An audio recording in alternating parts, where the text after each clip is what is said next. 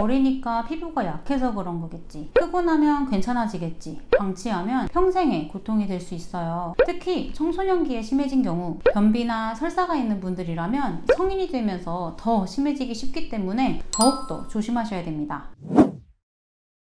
안녕하세요. 아토피를 이겨낸 한의사 청아한의원의 신나경 원장입니다. 아직도 아토피 피부염은 주로 영유아기에만 발생하는 질환이라고 오해하는 분들이 많으신데요. 실제로 아이들은 면역계가 미성숙하고 피부가 약해서 폐열이나 땀띠와 같은 일시적인 피부 증상이 잘 생기는데요. 용고를 바르거나 약을 먹으면 금방 좋아지는 경우도 있어요. 그런데 지금 우리 아이가 보이는 증상이 사라지지 않고 성인이 되어서까지 이어진다고 한번 생각해보세요. 다른 사람들 시선이 신경 쓰여 주눅이 들기도 할 거고, 자라면서 많은 상처를 받으며 우울증이나 공황장애나 대인기피증 등 여러 심리적인 문제가 생길 수도 있어요. 실제로 저희 남편도 모든 SNS를 탈퇴하고 1년 넘게 집 밖에 아예 안 나가기도 했거든요. 성인이 되기 전에 아토피를 제때 관리하지 않으면 재발 위험이 높고 나이를 먹어서도 지속되는 경우가 생각보다 많아요. 그래서 오늘은 제가 아토피 피부염을 치료하면서 깨닫게 된 어린 시절 아토피가 성인이 되어서까지 이어지는 분들에게서 공통적으로 관찰되었던 특징, 대표적인 3가지에 대해서 말씀드려 볼게요.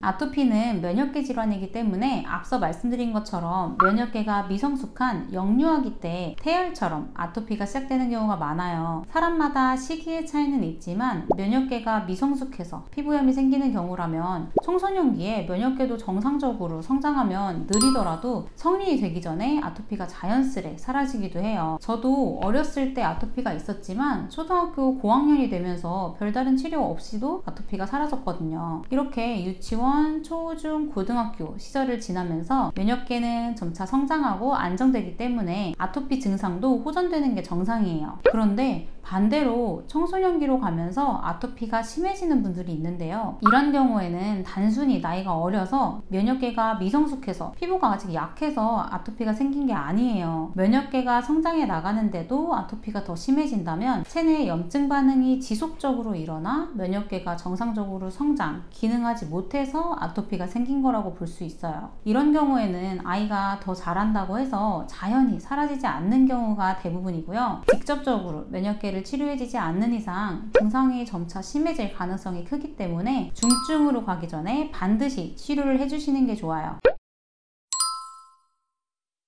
아토피와 면역력이 장 건강과 관련이 깊다는 얘기 많이 들어보셨을 텐데요. 어렸을 때 생긴 아토피가 성인이 되도록 계속되거나 증상이 점점 심해진다고 하시는 분들 중에서 어려서부터 변비가 있었다고 하시는 분들을 자주 볼 수 있었어요. 다이어트 하느라 너무 적게 먹거나 화장실을 가는 걸 참는 게 아닌데도 이유 없이 변이 잘 안 나와서 3, 4일에 한 번씩 딱딱한 변을 보느라 힘들고 치질이 생겼다거나, 또는 긴장하거나 환경이 변하면 변을 제대로 못 봐서 아랫배 불편감이 며칠 간다고 말씀하시는 분들이 아토피가 오래 지속되는 거죠. 심한 분들은 응급실에 가서 관장을 하거나 변비약을 먹고도 일주일에 겨우 한두 번 대변을 본다고 하시는 분들도 계세요. 그럼 관장을 하거나 변비약을 먹으면 좋아질까요? 억지로 대변을 빼낸다고 하더라도 정상적인 장 운동을 회복하지 못한다면 면역력이 좋아지긴 어려워요. 더군다나 이 변비약에 의존하게 되면 그나마 약하게라도 스스로 장을 움직이는 기능이 더 떨어져서 장무력증과 같은 부작용이 생겨버릴 수도 있어요. 그러면 점점 더 변비약에 의존하게 되지만 효과는 줄어들고 피부는 낫지 않는 악순환으로 이어지게 되는 거죠. 정리하자면 면역세포의 대다수가 장에 집중되어 있는 만큼 정상적인 장 운동을 회복시켜서 염증을 완화시키는 게 아토피 치료에 매우 중요한 점이에요. 어려서부터 아토피와 변비 증상이 함께 있다면 꼭 이 부분을 치료해 주어야 아토피가 더 만성화되거나 악화되는 걸 막을 수 있을 거예요. 변비와 반대로 밥 먹자마자 대변을 보고 조금만 잘못 먹으면 과민하게 반응해서 무름변이나 설사를 하면 변비가 아니니 괜찮은 걸까요? 절대 아니에요. 변이 물러지거나 배탈이 자주 나는 것도 장이 안 좋고 예민하다는 걸 뜻해요. 장 내부 점막뿐만 아니라 장에 집중되어 있는 면역세포도 정상적인 기능을 하지 못하고 예민해지기 쉽죠. 간혹 밥 먹자마자 바로 하루에 3-4번씩 무름변이나 설사를 하는 게 대변을 시원하게 잘 잘 본 느낌이 든다면 장 건강에 좋은 거라고 오해하는 분들이 계신데요. 바나나 모양의 형체가 있는 대변을 하루에 한두 번 정도 보는 게 가장 건강한 배변 상태라고 볼 수 있어요. 대변을 무르게 자주 본다고 해서 몸에 있는 독소가 빠져나가는 게 아니라 오히려 이 증상이 염증 때문에 생기는 것이니 아토피와 함께 이런 증상이 있다면 피부염이 더 심해지거나 만성화되지 않도록 꼭 치료하셔야 돼요.